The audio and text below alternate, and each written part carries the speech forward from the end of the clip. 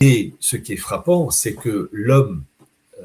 Herzl, qui se disait laïque, il a écrit, bon, il y a eu ses carnets complets, 1600 pages, il y a eu son fameux livre Der Judenstaat, l'État des Juifs, mais il y a eu surtout, enfin, il y a aussi son fameux roman de 1902,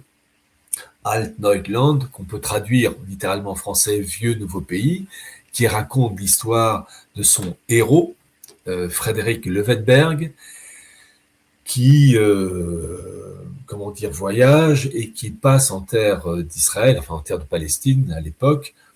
et qui découvre un pays en mauvais état, il le quitte et il revient une vingtaine d'années plus tard. Entre-temps, l'État d'Israël a été créé, et lorsque son héros revient, c'est un État florissant, etc. Et dans ce roman, Frédéric Löwenberg raconte, en fait, Frédéric Löwenberg, c'est vraiment le héros, et l'image, entre guillemets, de Herzl, eh bien, il y a un temple qui est reconstruit.